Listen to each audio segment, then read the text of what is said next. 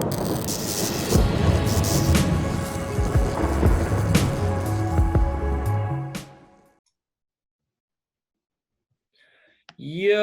what is going on? It's Ballin over beers. I'm James.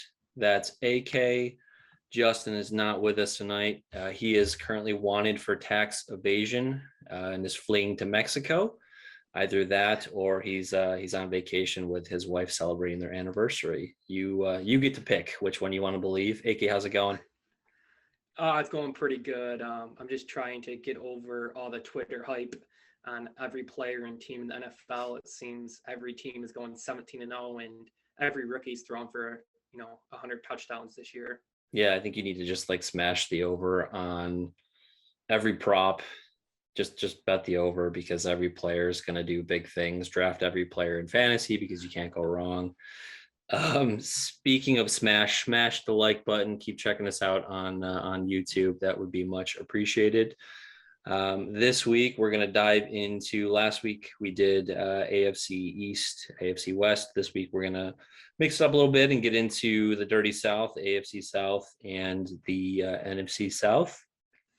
And we'll touch on conference winners, division winners, win totals for the season, any props for big name players. We'll cover that, and we're going to have fun while doing it. So we'll start with the AFC South. And I think one thing worth noting, AK, is all of the, we'll start with the Colts. I mean, that offense is looking pretty banged up.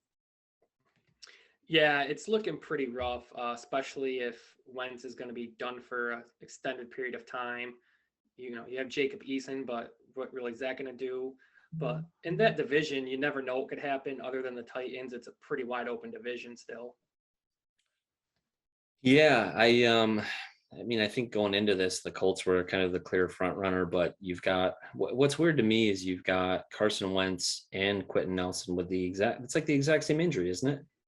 Yeah, I believe so, which is how does that happen? And it's not a normal injury too, so it's kind of weird. That coupled with they're both out 5 to 12 weeks, like I think they're just kind of covering their asses there with that, right? Yeah, or the media team just was lazy and just deleted Carson Wentz and added Quentin Nelson. Just copy paste. Yeah, just copy pasted and said, Irsay's not paying us enough to come up with new tweets. Yeah, it could be. So we'll start with the Colts since we were talking about them. Them to win the conference outright is plus 4,500, and for them to win their division plus 180. Are either of those lines that are tempting to you, or ones that you can see betting on? The conference winner is a slight possibility if you knew what Carson Wentz was going to do. If it's at the 12th week, then that's a terrible line. But if you get him at the 5 week, you never know. They have a pretty good defense. They got some weapons on offense. I think Wentz is better than a lot of people give him credit for. He's back with, his old coach there. They had a good connection. So you never know what could happen. And at 45-1, if you wanted to throw a little bit on a team in each division, I think that's the best odds for you to have actually a winning chance. Yeah, I'm not very high on the Colts. I'm not very high on Carson Wentz personally, so neither of these are. If I were to go with one of these, I'd probably lean towards the division winner number at plus 180 versus the conference winner. I just don't see the Colts being a team that's going to win the AFC. I would have said, they've got a great offensive line and a good defense. The offensive line took a blow, and like I said, just not really sold on Carson Wentz. So probably a team that, I guess with both of those lines, that I'd stay away from. But on them, their win total is directly square on 9, with the over being plus 105, the under currently sitting at minus 125. What are your thoughts on that? I think they're going to get exactly 9 wins. So I'm not really swayed either way on either the over or under there. Yeah, Justin and I talked about this last week, and a lot of those lines are tempting to. It's kind of like roulette, where you can bet on the 0 or 00. Like they should allow you to bet on exactly 9 wins. I don't know what do you think the odds on that would look like? Like to bet exactly 9. To bet exactly 9. probably like 10-1, 15-1 maybe. I'm with you. Because if Vegas is putting lines right at 9, they're pretty confident it's going to be right around there. So that's why, I don't think the exact win total will be too outrageous, but especially at the 9 mark. If you were betting like 14 wins, then you're looking at a pretty nice juicy number. Yeah, what's interesting is this line yesterday or 2 days ago was at 10, and it was probably even higher than that. So it's been bet down with kind of that uncertainty with Wentz. I don't know that an injury to Quentin Nelson would really move that line much, but it's definitely been bent down with the news of Wentz missing time, and then the uncertainty of it's Jacob Eason, I guess, is their guy. He's a fourth round pick, so he's not. He's not like a 7th round pick that's thrown into it, but still you have a rookie. So there's a lot of uncertainty there. If I had to pick, I'd probably go under 9. And a lot of that's depending on, again, what's going to happen with Wentz. But if Eason's seeing a lot of extended playing time, I just don't see this team doing very well. Even with Jonathan Taylor in the backfield, I mean, he can only do so much, right? It just makes me nervous though, because I think it's 4 easy victories versus Jacksonville and Houston. I don't think that those 2 teams are really going to put up any kind of fight versus the Colts or Titans. So if you're already going in with, guaranteed 3 wins, most likely 4 in your division, they only have to win 5 other games to hit that exact 9 number for you to lose the under. Yeah, I agree with that, but they've got a tough schedule to start. I mean, they open with Seattle, and then they've got the Rams, followed by the Titans, the Dolphins, and the Ravens. Their first 5 games are pretty challenging. So, I think it's important for them to get off to a fast start. And if Wentz is missing those first 5 games, they could be staring at 1-4, 0-5 very quickly. And and by you saying that schedule and with the news on Wentz, if you wanted to bet the over, you could wait till week 3 or 4 when they're 1-3 or something, and then bet over 9 wins, and you'd get probably a really nice odds then. Yeah, I think that's the move. One thing I'll note on the Colts too is in looking at just lines for props for players. I didn't see any this afternoon on DraftKings for Jonathan Taylor, so I think probably even the news of Wentz is really affecting that too, because he's a big name player in that offense. I would think that they'd have lines up for, so they must clearly be waiting on more information to do that. Yeah, and the Quentin Nelson. I mean, if you're losing the best guarded football, I mean, that's going to hurt your running game and your team. Yeah, we'll move on to the Titans. They're the division favorites right now, sitting at -120, and they're at 28-1 to win the conference. Do you like either of those numbers? I like the division winner at -120. I think that they walk away with this division. I love what they did on offense with bringing in Julio. If those allegations of him not running a marijuana business illegally are not true, and he doesn't get suspended from the league or something, I think their offense is going to be very hard to stop. And I just don't see anyone in their division competing with them. Yeah, I agree. I love the to lay -120 to win that division, especially again with the news of the Colts offense. I like the Titans to take home that division at -120. I don't see them again as a conference winner, so 28-1 probably isn't worth it to me. Their defense is not great. It didn't really improve.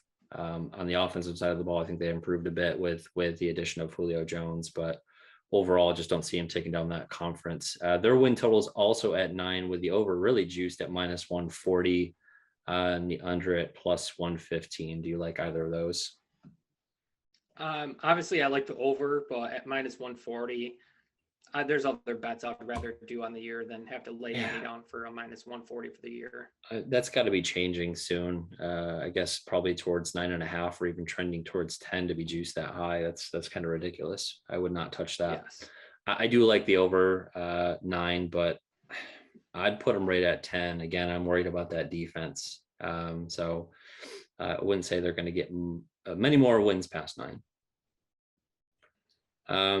The Jaguars, we'll touch on them next. So for them to win the division, they're +550, in the conference +13,000, so 130-1. I'm not touching either of those. What about you? Yeah, I'm not touching either of those or anything from the Texans. It's just too many ifs with the Jaguars, with the rookie coach, rookie quarterback, kind of changing their whole offensive philosophy from last year. I mean, they weren't great last year, but at least you had James Robinson last year, and who knows how they're going to use him this year. There's just too many question marks there, and even if everything goes right, I still don't think can compete with the Titans. Agreed. I'm intrigued by their win total. It's 6.5. Over under are both juiced at -110. I don't know. I can't see them winning 7 games, but I can see them getting close to it. I think they're going to be better than people think.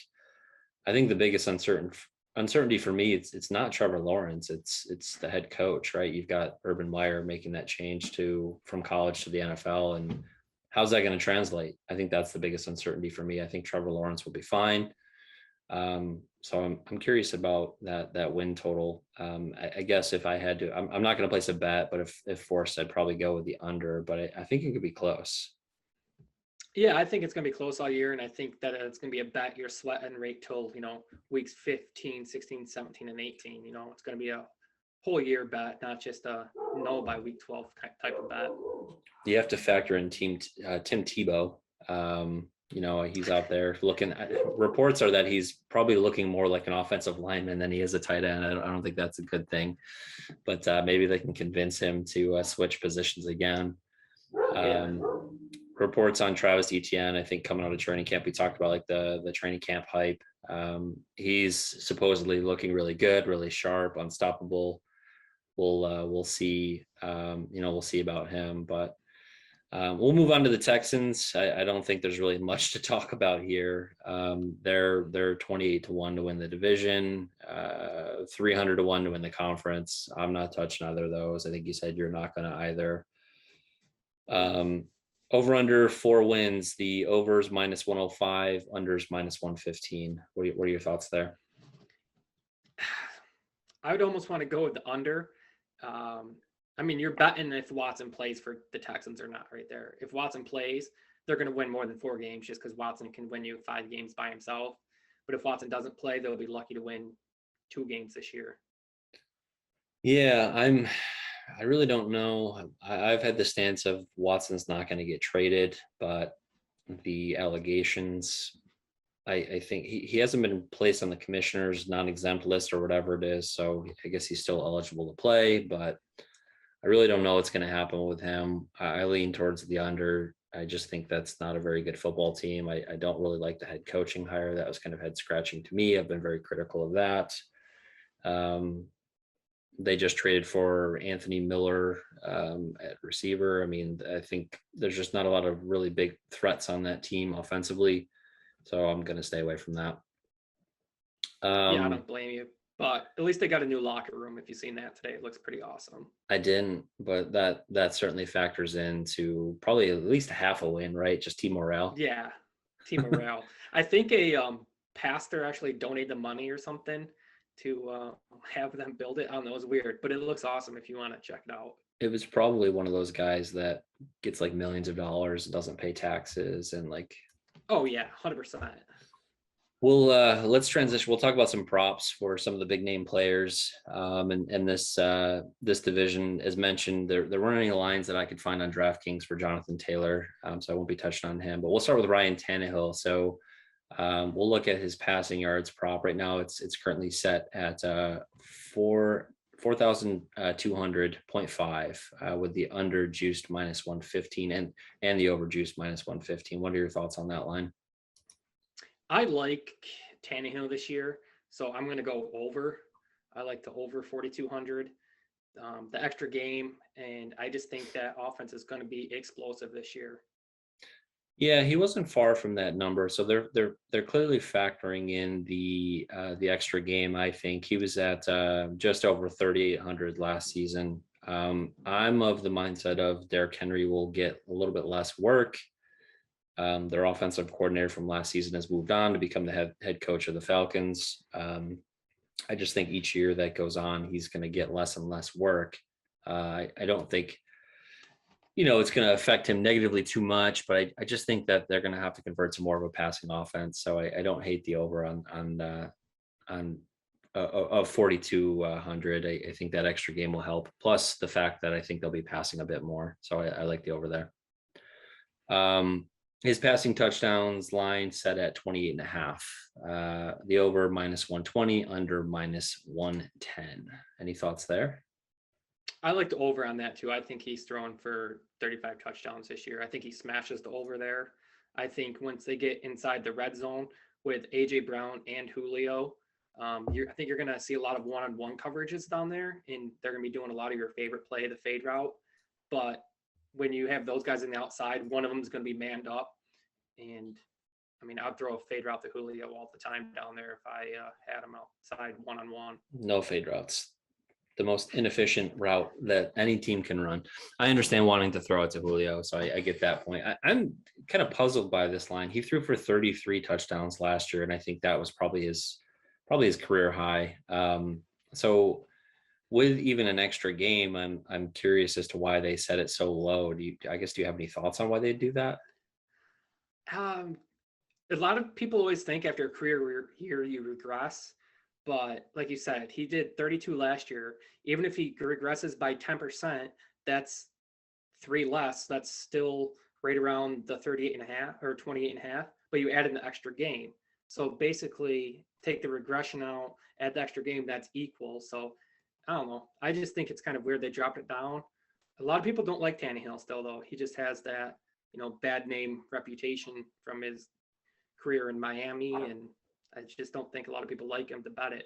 Yeah, no, I agree with that. I'm a holder of him in Dynasty, and I'd say I'm fairly high on him. And I think last season helped. I think again, just that run focus with Henry probably leads to some of that thought process. But I think the addition of Julio, right, just kind of signifies that they're gonna be serious a bit more about the passing game this year. So I really do like that over.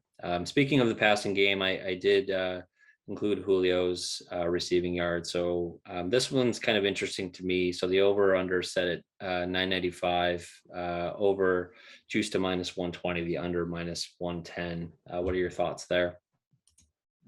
I got to stay away from this. I really don't know what Julio's going to bring. And with the pending legal allegations, he could get suspended at any time. So if I had to bet it, I would go with the under just because of you don't really know his role in the offense. Is he going to be a number 2 that, is only playing 40-50% of the snaps to keep his legs fresh? Or is he going to be the number 1? You don't really know. Yeah, I'm with you. I think you said stay away. I think I lean towards the under. I don't know. It's just another year again of wear and tear. I just see this being the year where he may just not. I know he plays injured. He has that reputation for not missing a lot of time. But I just feel like this is the year where that's going to finally happen. So I'm going to go with the under on that one. I think I like that. Derrick Henry rushing prop. This is kind of beefy. So the line set at 15.55 with the under juiced to -130, the over even money at +100. Any feelings there? I love the over here. I think he smashes that over. I think he hits 2,000 yards again this year. With that extra game, I think he gets better as the year goes on, and adding an extra game and end of the year for him, I just think it benefits him like crazy. Teams are going to be beat down towards the end of the year, and he's just going to keep that motor rolling. You're not going to be able to put 8 in the box on him. So I love the over, especially even money. Yeah, they don't call it Dehenber for no reason. He's a guy that for some reason gets off to a slow start every year and then picks it up once you start getting into November and December. His games tend to get. He's just a cold weather player. He's a cold weather guy. I like the over. I don't think he's going to exceed 200 yards or 2,000 yards again, like you do. I don't think. I think part of that work again is going to transition to the passing game, which is why I like that Tannehill over. I think they're going to pass a little bit more this season, so I think Henry can exceed that. I think he can exceed 1,600 yards, but I don't think he's going to push 2,000. Is my opinion there. And then lastly in this division, I didn't put any Texans players in here because I don't think they're really worth spending too much time about. But I was curious about Trevor Lawrence being a rookie. They set his passing yards at 4,050. with the juice at -115 both ways. What do you think there? I kind of lean towards the over just because I think they're going to be so bad on both sides of the ball that you're going to see like the Blake Bortles numbers where he throws for 200 yards and 3 touchdowns in the second half, like Blake used to do in Jacksonville, and put up good stats, but be a losing football team. Yeah, I think I like the over here too. I'm just kind of betting it blindly. I don't have a lot of info on like trends for rookie quarterbacks. I don't know. I don't know what do you know? I wouldn't expect you to know this off the top of your head, but what Cam Newton's rookie year looked like, just in terms of like passing yards. I can check real quick. I don't think it was that high because he ran a lot Yeah, that's what I as was a thinking rookie. too. Oh, actually, it was like his highest of his career, 4,051. Which is funny because the Which line's is 4,050 and a half. So it was, Cam Newton's rookie year was the only year he broke 4,000 yards. interesting. I think Trevor Lawrence is going to be really good regardless of the head coach. I think he's going to have a pretty good year. There will be growing pains. There will be interceptions. But I don't feel great about it, but I'd take the over on that one. I'm with you there. And then we'll talk about a couple of MVP odds for some players for the Titans. You've got Tannehill at 33-1, and then Derrick Henry at 45-1.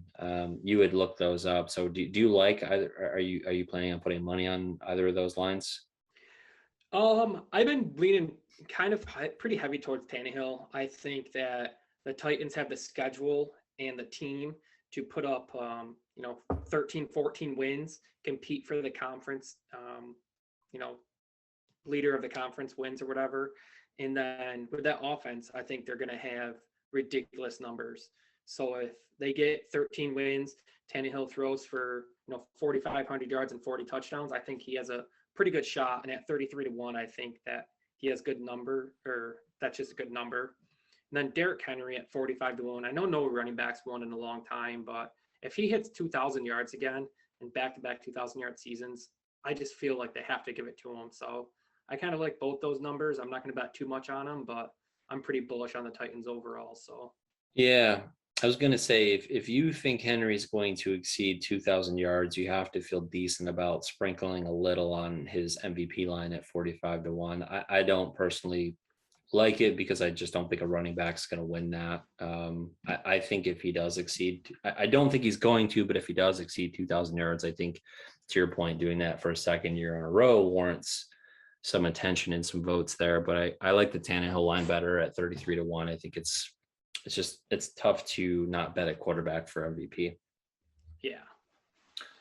And with the other guys in the conference in the league, the top dogs, the numbers aren't really that juicy. Just for someone like me, if I'm tying money up for the whole year, I want to have it be worth a good line. I don't want to bet someone at 5-1 and tie up part of my bankroll for 20 weeks for that. Yeah, line. because you almost feel like you have to put more of your bankroll in for the juice to be worth the squeeze, right? Right. Yeah. If I let's just say if you bet $100 on it, that's $100 you can't bet the whole year. Where that could be a good thing, but it could be just for me. Any other final thoughts on the AFC South? We think the Titans are going to win that division. I think it's going to be a closer division than NFC South, but I think both AFC and NFC South are the most boring conferences in football. That's a good thing. You and I are stuck talking about them, right? Yeah. Do you think the AFC South is going to be as bad as the NFC East was last year, with all of these injuries, with the uncertainty at quarterback, with the Texans they're just going to be a dumpster fire? So do you envision that type of scenario? I could see 3 of the 4 teams. I don't see the Titans being as bad as any team in the NFC East was last year, but I see the Colts have a disaster ahead if 2 of the guys aren't playing, and then the Jags and the Texans are just straight dumpster fires. So I'm not really wanting to expect anything over 4 wins each out of those teams. Yeah, I agree. All right, we'll talk about the NFC South.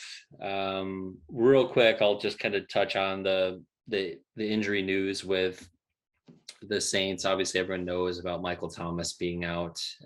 There's uncertainty with the quarterback, right? We still don't know if it's going to be Taysom Hill. We don't know if it's going to be Jameis. Reports suggest that it could be both of them, which I think is stupid. I don't think it makes any sense at all. I think it should be Jameis at quarterback with Taysom sprinkled in, wildcat formations, whatever they want to do.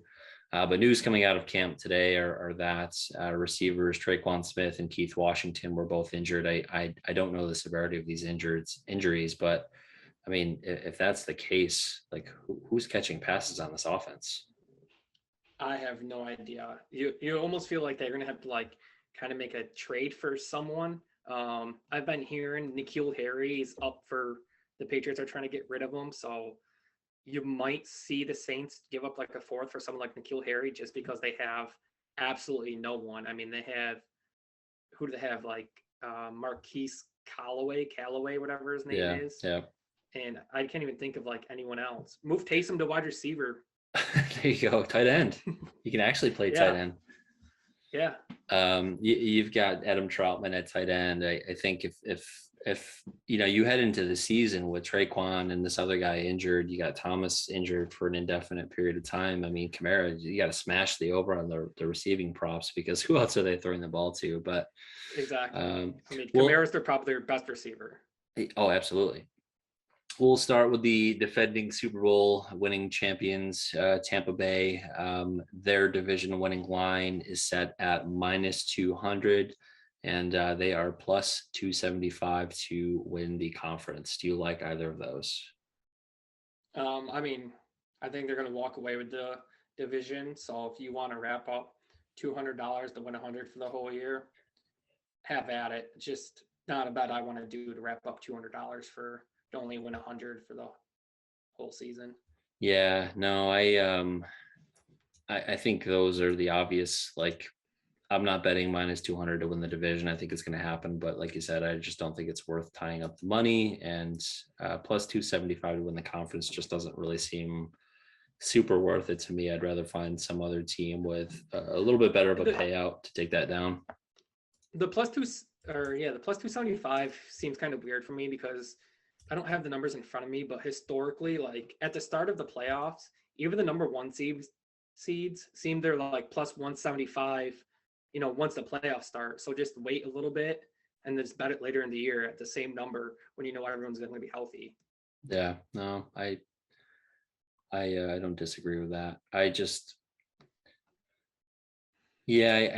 think to tie up the money, I don't know that it's worth it. I think you kind of wait and see if they lose a few games or lose a game here or there. I just think you can get better odds. If you truly feel they're going to win the conference, I think you can get better odds than that, I guess.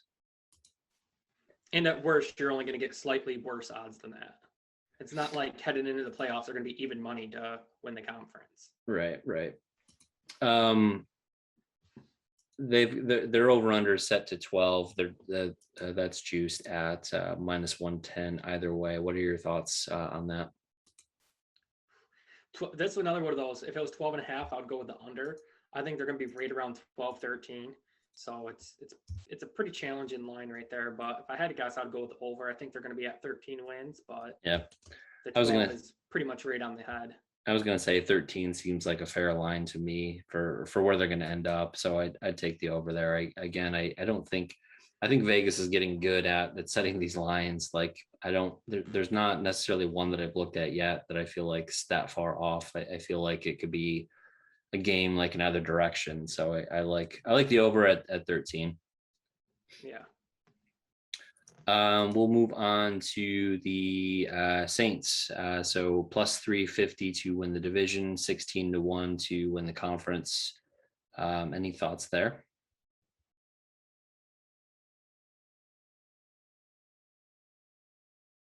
I can't hear you. All right. Can you hear me now? Yeah. Oh, yeah, I lost you there. I assume you asked me about the Saints and if I like any of their numbers. Yeah. Yep. No, I don't. They have too many questions at quarterback, too many questions at receiver. Too many questions all around. I just don't feel they have a chance to win the division with Tampa, or definitely I don't even think they're going to make the playoffs, to be honest with you. So Yeah, I like the under on their win total of 9. The under's juiced at -105 with the over at -115. I can see them winning 8 games, 8 games. I'm certainly not going to bet them to win the division or the conference. I agree 100% with what you said. We will then move on. I think we talked enough about the Saints, so we'll go to the Panthers. Division winner 10-1, conference winner 40-1, win total 7.5. Any bets that you're going to make there? I kind of like the over for the Panthers. I think they're going to be a little bit better than what people expect. I'm a Sam Darnold believer. I don't think he's going to be great, but I don't think he's going to be as bad as he was for the Jets.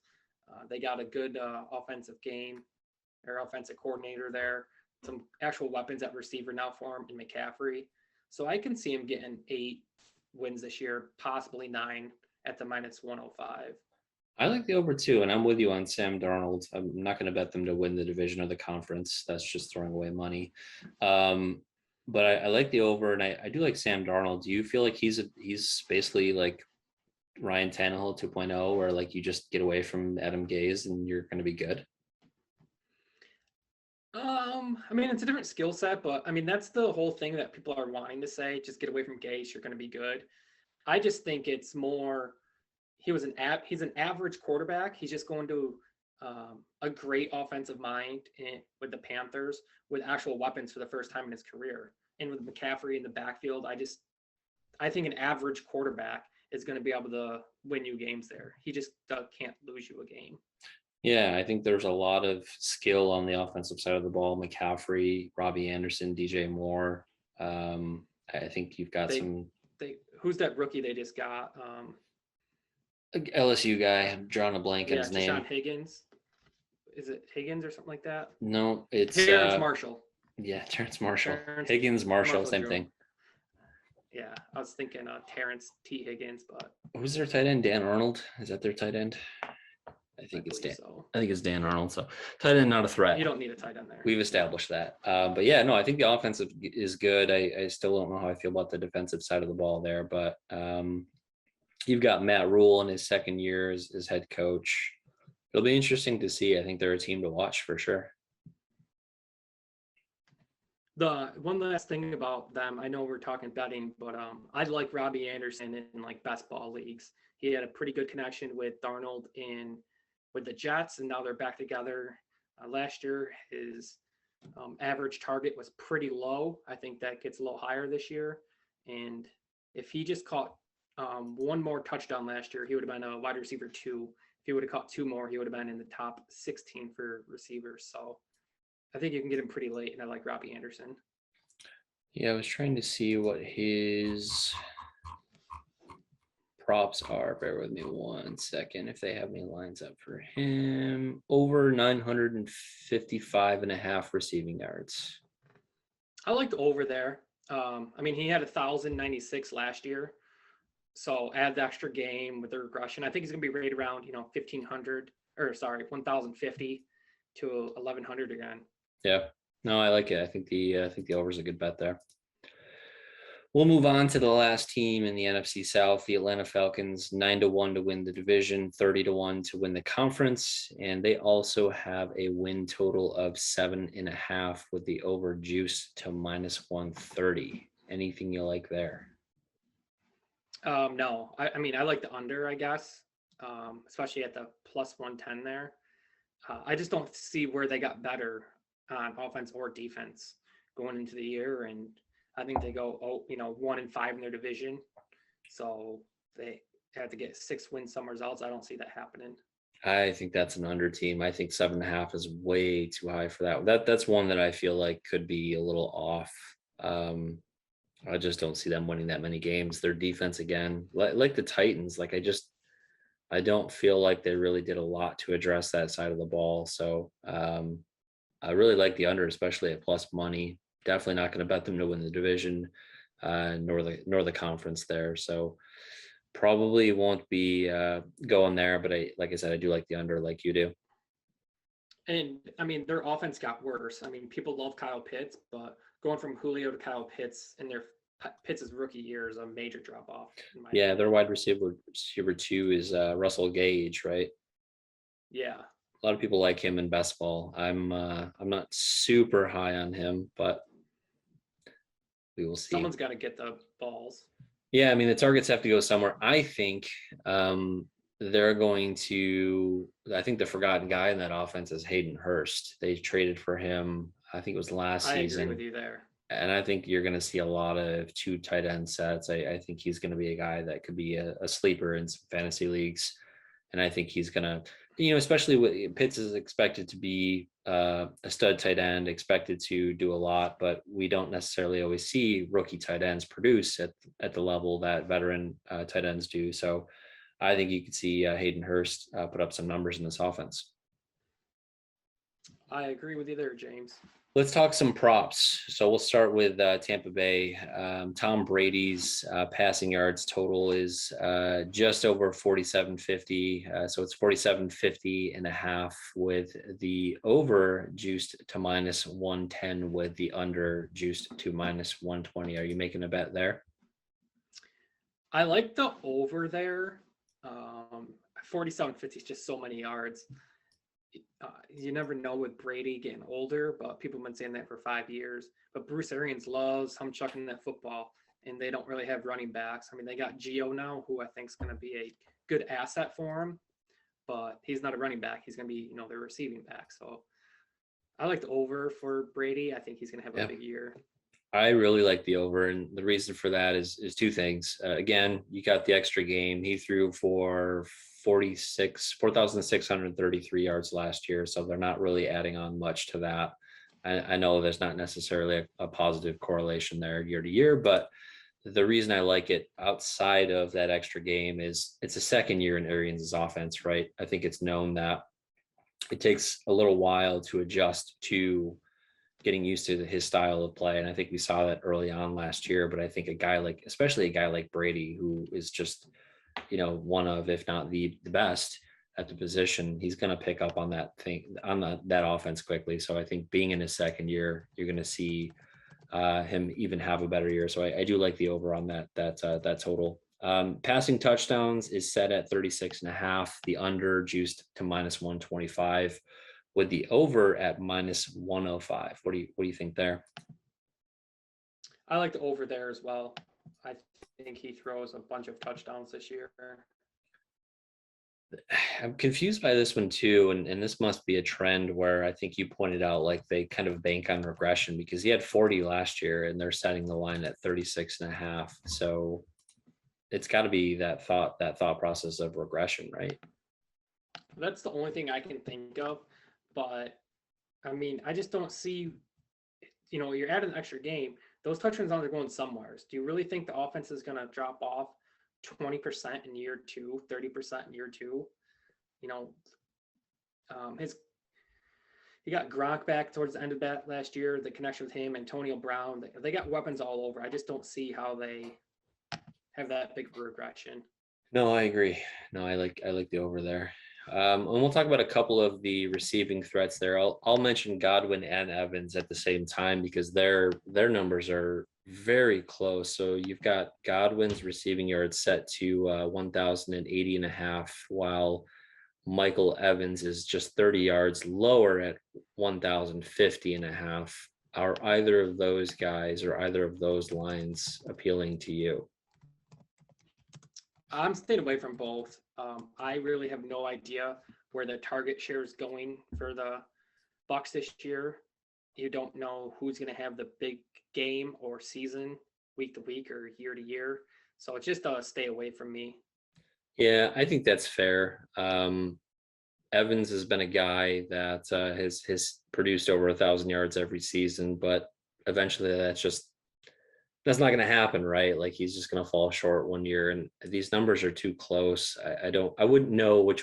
Like I feel like if you're going to bet them, you've got to bet both, right? Like you can't just pick one. It's going to be tough to choose. You've got a guy like Antonio Brown that I expect to be a bigger part of the passing offense this year too, to eat into some of that work. So I think I agree with staying away from both of those guys on these lines.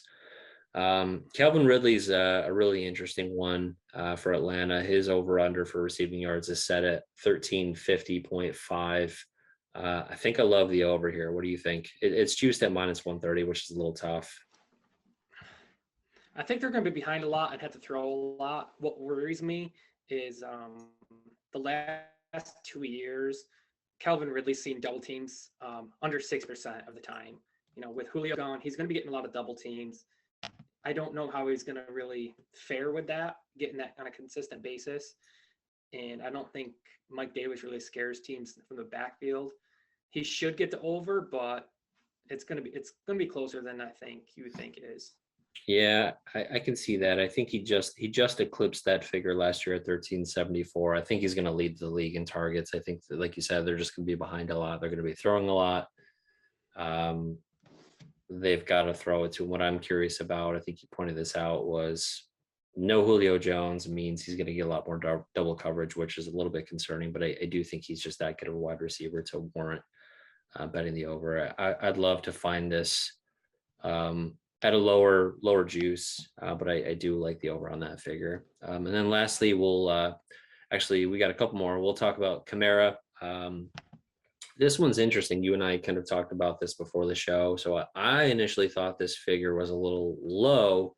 I think you have a different thought. So Kamara's rushing total is set at 945.5 with the under juiced to -130, the over at even money +100. Do you lean the under here? I do lean the under. Kamara's career rushing high is 932 yards. And kind of like we talked about at the start of this little NFC South segment, he's their number one receiver right now. You're going to see him lined up at receiver in the slot a lot more this year with all those other guys out. Even when he's in the backfield, he's going to be running routes out of it. I just don't see him breaking a career high this year with such a shaky offense. Yeah, I was trying to find what his receiving prop is, but I don't think they have that up for running backs, at least for him. And some of that could be the uncertainty of some of the wide receivers there. I was trying to see if comparison. No, I'm not sure they have running back receiving totals up. Yeah, initially, like I said, I thought this number seemed really low, but you doing the research on what his rushing career high was kind of makes sense that it's set here, and makes sense that the under is juiced so high. So I think I lean towards the under, and I think, like you said, it's going to be because it's not necessarily a bad thing for him, right? He's going to get work in the passing game, so he's going to get his fantasy points there and his yards there, but just can't see him getting to that 950-yard mark rushing. Yeah, I love him in fantasy, hate him for betting yards on a weekly basis or a yearly basis, just because he's so inconsistent with his rushes. What's the difference between Alvin Kamara and Aaron Jones when you think about it? They're similar players, right? The nose ring, probably. Fair point.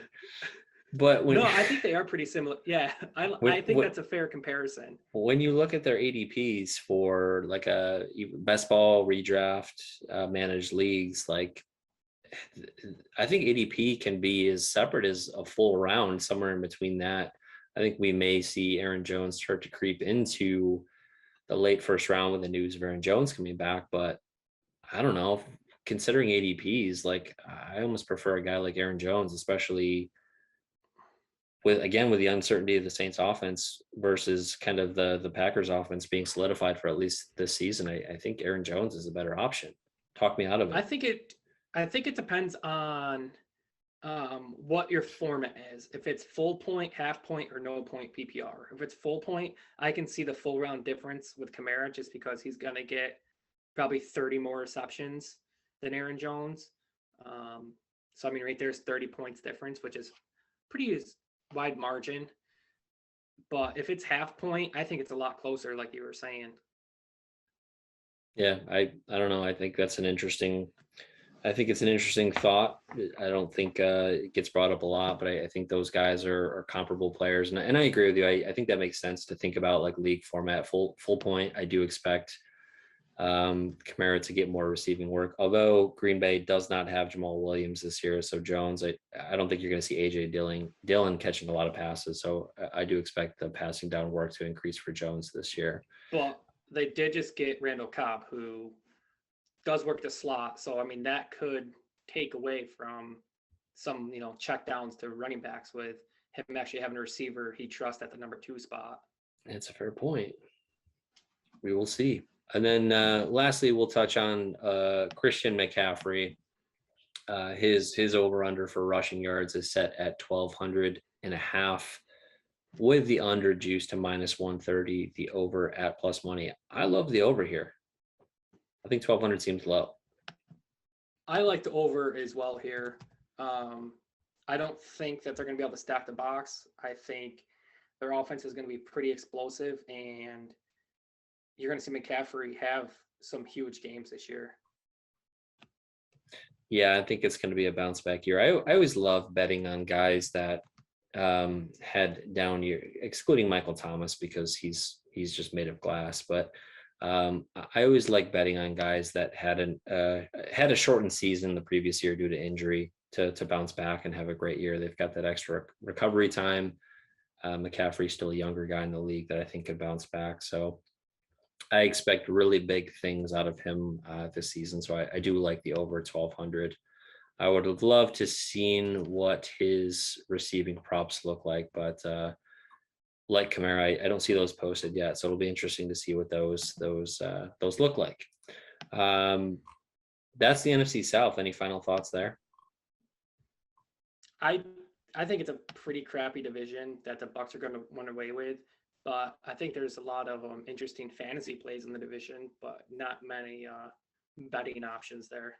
Yeah, some really good running backs, a really good receiver too. Definitely great for fantasy implications. I think Tampa Bay easily runs away with this division too. I don't want to lay -200 to win that one. I know we talked about just MVP real quick. Do you like Tom Brady at 18-1? To win the MVP? Yeah, I do. Yeah. I think that's a pretty decent number for a year-long bet with a guy that could, win 14 games and throw 50 touchdowns. I think there could be this narrative of like he's 44, like when's he going to be? I guess it's definitely not a new narrative, right? Like he's a year older, he's done, he's washed up, but I just think he's just always on this like I'm going to prove you wrong tour.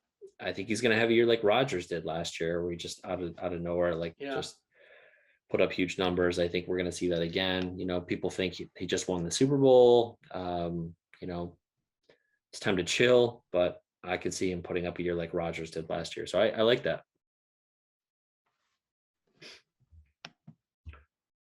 Any other thoughts on the NFL as we get 1 week closer? We have preseason football on Thursday this week, so we are no longer without. There isn't a week that goes by without either college or NFL football until after the Super Bowl.